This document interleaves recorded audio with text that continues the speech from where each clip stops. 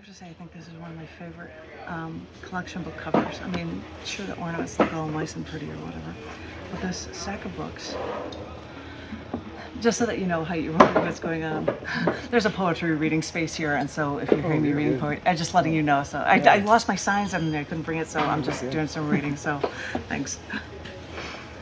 But the one thing I thought was cool is stopping somewhere at a place in Wahlberg and seeing a cool looking stack of books, and I said, this is going to be a book cover one day.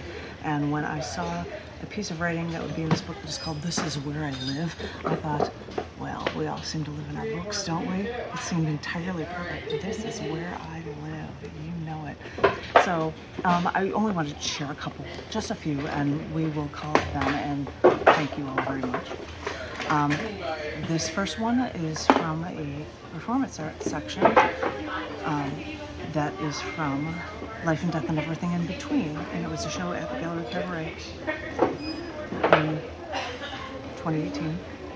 And this is one poem from it, and that was originally in a show at the Baha'i Faith Center here in Austin, and the poem is called "Only Choices to Build." Walking through ruins, she saw desolation. She saw people saddened with ashes over everything. As she walked through the rubble, reached her hand in, pulled out one brick, dusted it off. Everyone was saddened. Everything was ruined. She saw this brick and she thought, what could I build? When you think it's over, well, this is your chance. Let's start anew. Let's start from scratch. Let's make the world as we see it could be. Any more from that before you? No, no. This is a poem or two. Three. I'll give you three from the show, Bottom of the Earth and Back. Done in Yearning, Chicago. I like, this is a humorous one to me. Added word poems. In Texas, you see giant U.S. flags waving and bumper stickers to secede.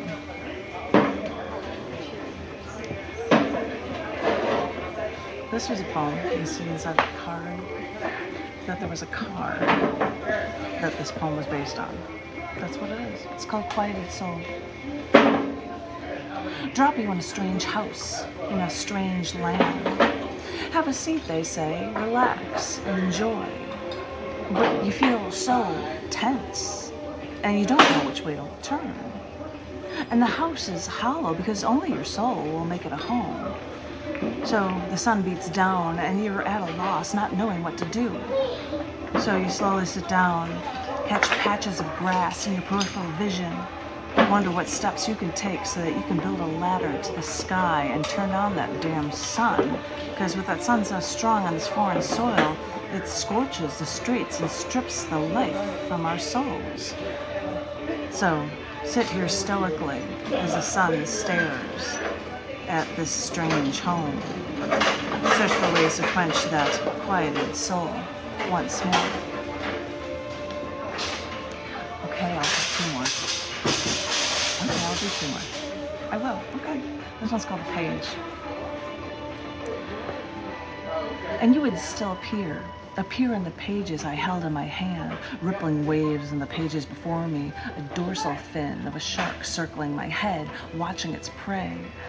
I could touch the page and still feel the rose I threw over the mahogany box in the November cold, the grass covered with ice crackling every time I took a step toward you. I could feel the pain in the paper, and I could still feel that cold feeling, that cold marble freezing my fingers, and etched in that message, in that stone, it could still take a hold of me the way you did. All I had to do was look at the page, and all I would do is look and your writing and feel that blood rush, feel your breath on my neck, feel that fist jumping up from the page and hitting me in the face. I could feel it. I could feel 1,000 wars fought and won on your pages, in your words. I could feel your hot breath pushing up against my neck. I could feel your hands taking my shoulders, throwing me back in my chair. I could look at your paper and see out the window the masses rising, rioting in the streets. I could feel the tide rising from your thoughts. What do you possess? What has given you this? What have you gone through to give you such a gift? I look back at the page and I begin to feel your hand from under the page, from the desk, razor in hand, shoving up through the fibers, slicing the air, trying desperately to get to me. And I get up from my chair, walk over to the bathroom, almost like memorization. I feel nothing but the drive you felt. In the mirror, there were scars on my face. Scars. I don't know what scars they are, but I'll end with this one. This is about being sophomore in Austin. That's all I can say. It's called Yearning to Break Free. I asked a guitarist once why he'd always was breaking into song. And he told me that he had to fill his head with music, or else a billion ideas would overflow his brain and he wouldn't be able to focus on anything. I thought about this, and I wondered if this is the plight of the creative, that we're bombarded with all these ideas. They attack us, they assault us, they bombard us, they infect our brains.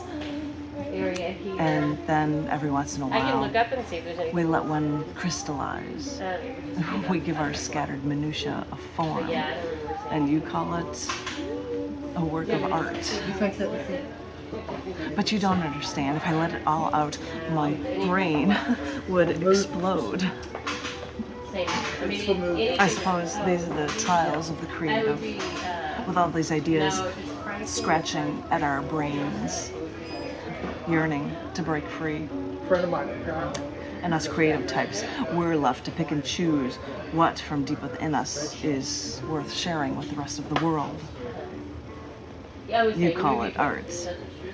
I call it what keeps me sane. Oh, wow. Have you looked online at all? No. Thank you, thank you.